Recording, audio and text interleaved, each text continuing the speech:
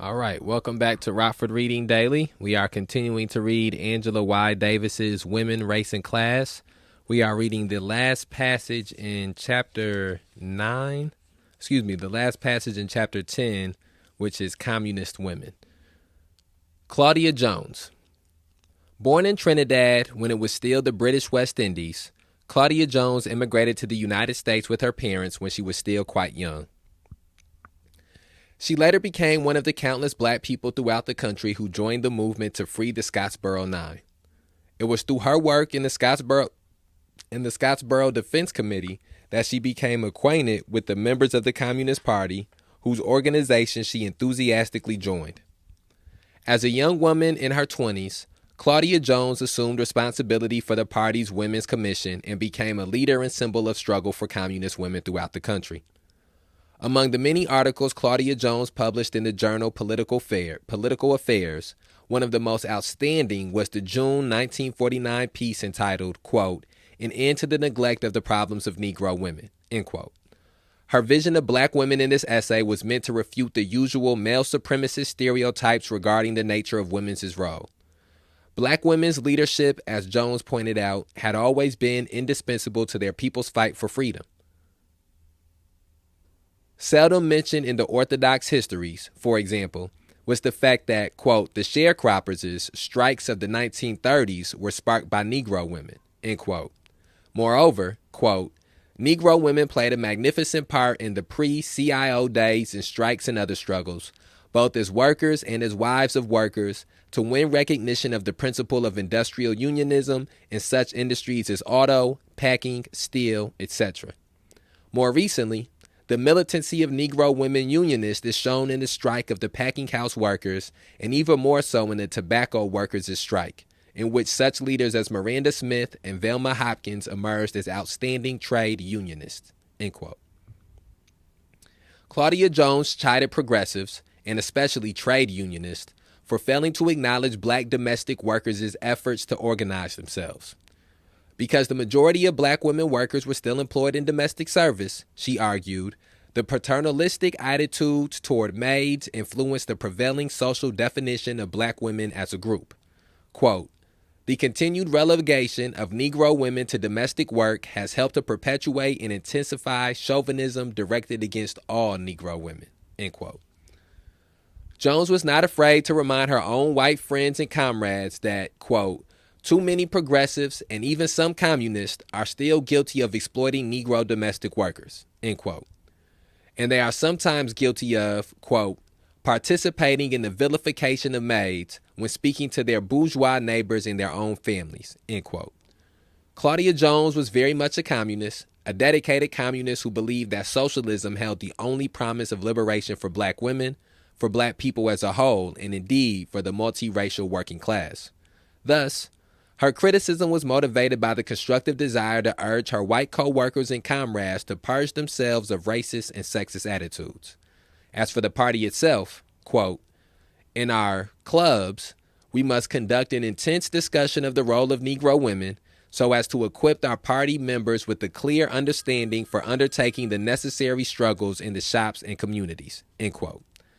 As many black women had argued before her, Claudia Jones claimed that white women in the progressive movement, and especially white women communists, bore a special responsibility toward black women. Quote, the very economic relationship of Negro women to white women, which perpetuates, quote, Madam Maid, end quote, relationships, feeds chauvinist attitudes and makes it incumbent on white women progressives, and especially communists, to fight consciously against all manifestations of white chauvinism, open and subtle, end quote. When Claudia Jones's Smith Act conviction led to her imprisonment in Alderson Federal Reformatory for Women, she discovered a veritable microcosm of the racist society she already knew so well. Although the prison was under court order to desegregate its facilities, Claudia was assigned to a, quote, colored cottage, end quote, which isolated her from her two white comrades, Elizabeth Gurley Flynn and Betty Gannett. Elizabeth Gurley Flynn especially suffered from this separation, for she and Claudia Jones were close friends as well as comrades. When Claudia was released from prison in October of 1955, 10 months after the communist women had arrived at Alderson, Elizabeth was happy for her friend, yet aware of the pain she would suffer in Claudia's absence. Quote, "My window faced the roadway, and I was able to see her leave. She turned to wave, tall, slender, beautiful, dressed in gold and brown, and then she was gone. This was the hardest day I spent in prison. I felt so alone." End quote. On the day Claudia Jones left Alderson, Elizabeth Gurley Flynn wrote a poem entitled, quote, "Farewell to Claudia," end quote. Quote, "Nearer and nearer drew this day, dear comrade, when I from you must sadly part. Day after day, a dark foreboding sorrow crept through my anxious heart. No more to see you striding down the pathway, no more to see your smiling eyes and radiant face, no more to hear your gay and impelling laughter, no more encircled by your love in this sad place. How I will miss you, words will fail to utter. I am alone, my thoughts unshared, these weary days. I feel bereft and empty on this gray and dreary morning, facing my lonely future, hemmed in by prison ways. Sometimes I feel you've never been in Alderson, so full of life, so detached from here you seem, so proud to walk, of talk, of work, of being. Your presence here is like a fading fevered dream. Yet as the sun shines now, through fog and darkness, I feel a sudden joy that you are gone, that once again you walk the streets of Harlem, that today for you at least is freedom's dawn. I will be strong in our common faith, dear comrade. I will be self-sufficient to our ideals, firm and true. I will be strong to keep my mind and soul outside of prison, encouraged and inspired by ever-loving memories of you. Soon after Claudia Jones was released from Alderson, the pressures of McCarthyism resulted in her deportation to England. She continued her political work for a while, editing a journal called the West Indian Gazette, but her failing health continued to deteriorate, and she soon fell ill with the disease which claimed her life. And that brings us to the end of chapter 10, beginning of chapter 11. I think what stands out to me about Claudia Jones, again, this is my first, I believe we spoke about Claudia. Well, I know we spoke about Claudia Jones in the previous episode because the previous passage touched on Claudia Jones, but I also believe that she was mentioned a few times, maybe in a couple chapters prior to this. But either way, this book is my introduction to Claudia Jones. So that's the first thing that stands out, is just learning about this black woman and her contributions and her ideologies and her convictions. I'm always I don't know if taken aback maybe is the right way to put it, but I'm always encouraged and impressed by the convictions that people have, the courage of the convictions that people have when people are willing to be beat for their beliefs, or are willing to have to be in a situation where their lives are on the line, or be in a situation where their freedom has been taken away from them, in an effort to stand fast to their beliefs and in an effort to speak truth to power. And so I think that's another thing that stands out to me about Claudia Jones, is that she was that type of a person. She went to prison for her beliefs. She was deported because of McCarthyism for her beliefs. I think, again, one of the things that I've learned a lot about in the past 2 years since I've been involved in the struggle to end police terrorism, mass incarceration, and racial injustice in Winnebago County is getting a deeper understanding of communism, a deeper understanding of socialism. I think that that is something that I would encourage anybody who is unfamiliar with those things, as we've read through this chapter, to take time to learn more about. And I'm still in the process of learning more about those things. But we live in a country where historically communism has been something that has a negative connotation to it because of the fact that capitalism is something that's pushed, and socialism is something that has a negative connotation to it because of the fact that capitalism is something that so many people in high positions of power are benefited from. And so I think part of struggling against police terrorism, mass incarceration, and racial injustice is also struggling against the things that we have just come to accept as part of the society. And I would encourage people to struggle against just accepting capitalism as the only way for a society to operate. All right. Oh, let me get situated here. Okay, welcome back to Rockford Reading Daily. We are continuing to read Angela Y. Davis, Women, Race, and Class. We are on Chapter 11, the top of page 172. Rape, Racism, and the Myth of the Black Rapist. Some of the most flagrant symptoms of social deterioration are acknowledged as serious problems only when they have assumed such epidemic proportions that they appear to defy solution. Rape is a case in point. In the United States today, it is one of the fastest growing violent crimes. After ages of silence, suffering, and misplaced guilt, sexual assault is explosively emerging as one of the telling dysfunctions of present-day capitalist society. The rising public concern about rape in the United States has inspired countless numbers of women to divulge their past encounters with actual or would-be assailants. As a result, an awesome fact has come to light. Appallingly few women can claim that they have not been victims, at one time in their lives, of either attempted or accomplished sexual attacks. In the United States and other capitalist countries, rape laws as a rule were framed originally for the protection of men of the upper classes whose daughters and wives might be assaulted. What happens to working class women has usually been of little concern to the courts. As a result, remarkably few white men have been prosecuted for the sexual violence they have inflicted on these women.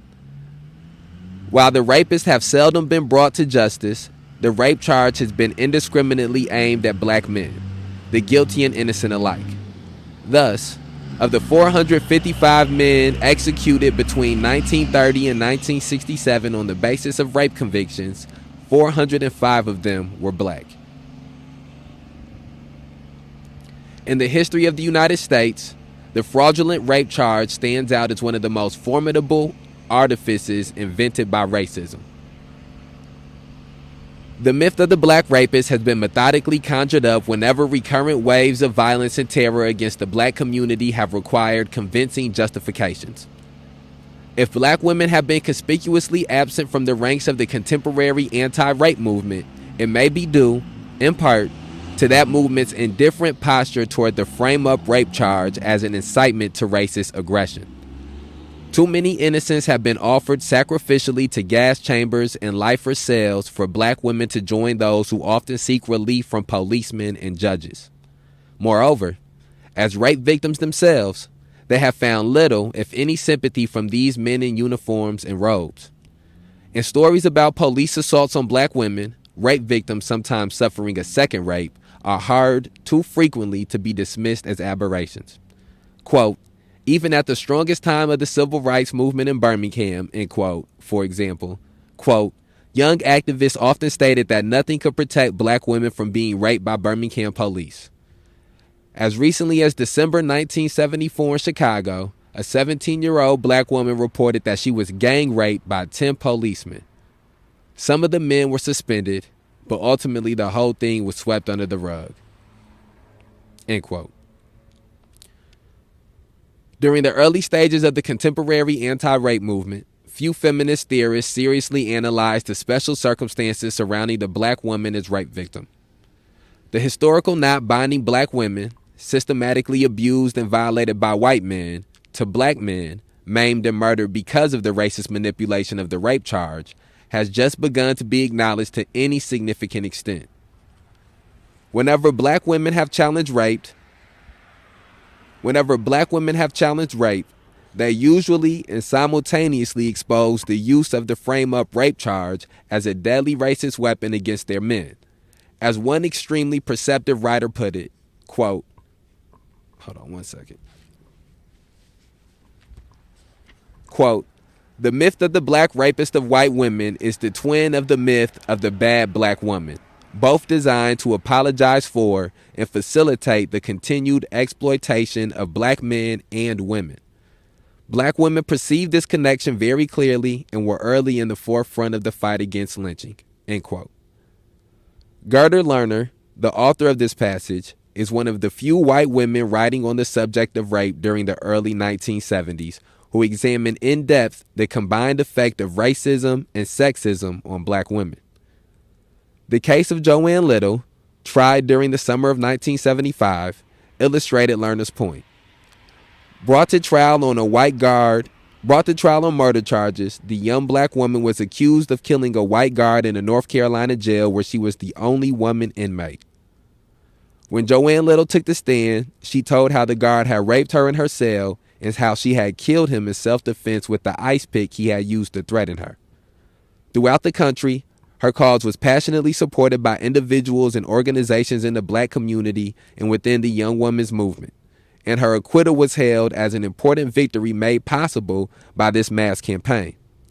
In the immediate aftermath of her acquittal, Miss Little issued several moving appeals on behalf of a black man named Delbert Tibbs, who awaited execution in Florida because he had been falsely convicted of raping a white woman. Many black women answered Joanne Little's appeal to support the cause of Delbert Tibbs, but few white women, and certainly few organized groups within the anti-rape movement, followed her suggestion that they agitate for the freedom of this black man who had been blatantly victimized by Southern racism. Not even when Little's chief counsel Jerry Paul announced his decision to represent Delbert Tibbs did many white women dare to stand up in his defense. By 1978, however, when all charges against Tibbs were dismissed, white anti-rape activists had increasingly begun to align themselves with his cause. This initial reluctance, however, was one of those historical episodes confirming many black women's suspicions that the anti-rape movement was largely oblivious to their special concerns. That black women have not joined the anti-rape movement en masse does not, therefore, mean that they oppose anti-rape measures in general. Before the end of the 19th century, pioneering black club women conducted one of the very first organized public protests against sexual abuse. Their 80-year-old tradition of organized struggle against rape reflects the extensive and exaggerated ways black women have suffered the threat of sexual violence. One of racism's salient historical features has always been the assumption that white men, especially those who wield economic power, possess an incontestable right of access to black women's bodies. Incontestable.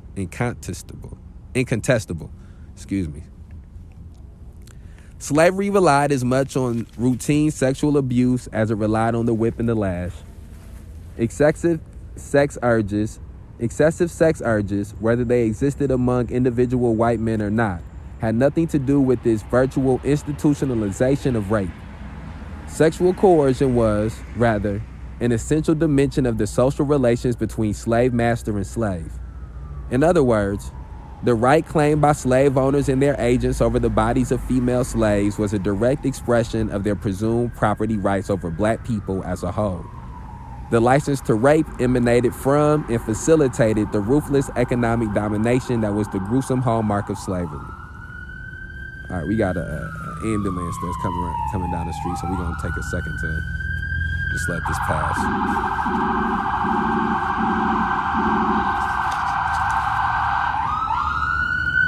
One second here.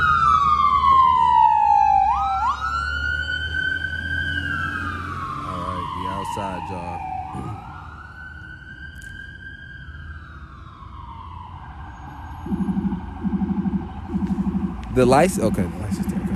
The pattern of institutionalized sexual abuse of black women became so powerful that it managed to survive the abolition of slavery.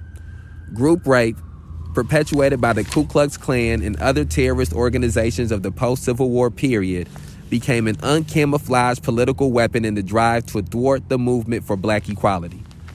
During the Memphis riot of 1866, for example, the violence of the mob murders was brutally complemented by the concerted sexual attacks on black women. In the riot's aftermath, numerous black women testified before a congressional committee about the savage mob rapes they had endured.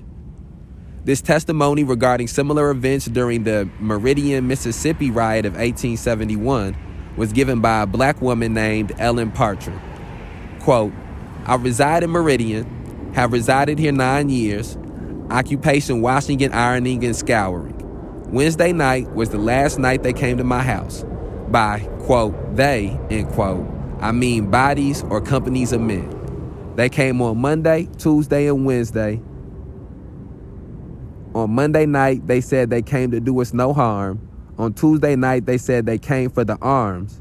I told them there was none, and they said they would take my word for it. On Wednesday night, they came and broke open the wardrobe and trunks and committed rape on me.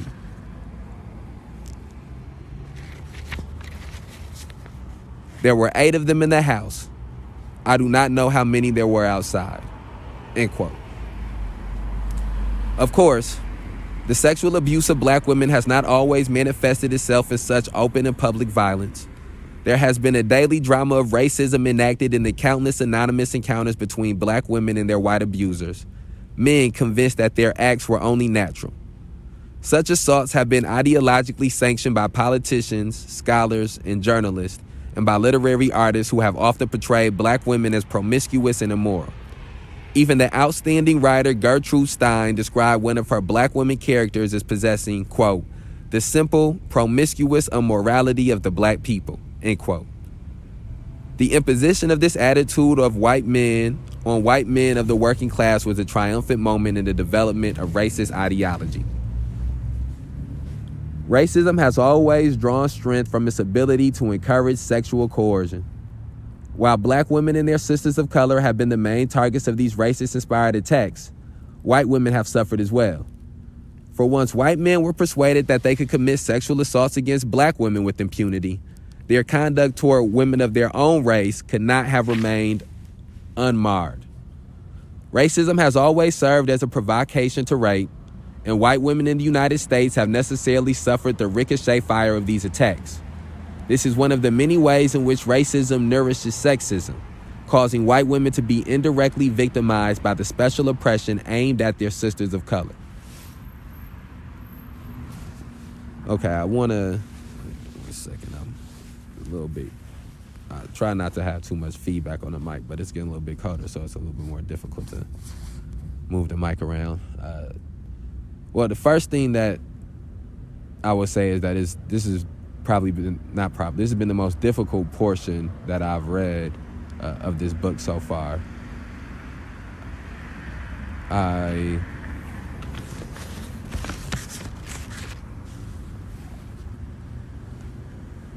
read the beginning of, or the first maybe 60, 70 pages of a book entitled Invisible No More by Andrea Ritchie, I believe is the author. Excuse me if that's the wrong name, but I believe Andrea Ritchie is the author. And I was filming while I was reading it, and it was difficult. It was very difficult. The book is about black women. Well, the portions that I had read so far in the book was speaking about black women enduring sexual assaults at the hand of the police, history of these sexual assaults being endured at the hands of the police, and histories of violence as a whole being endured at the hands from the police by black women specifically, and women of color as a whole as well. She began to speak about multiple other women that inspired her in the portion I had read. But when I read that was one of the most difficult reads I had. I also, there's portions of other pieces of literature that describing violence being enacted, whether it be somebody being shot or tased or being beat. And I think because I've read so many of those things sometimes, and we have been as a culture exposed to those things at such a high frequency sometimes, that I myself can become desensitized to it, unfortunately.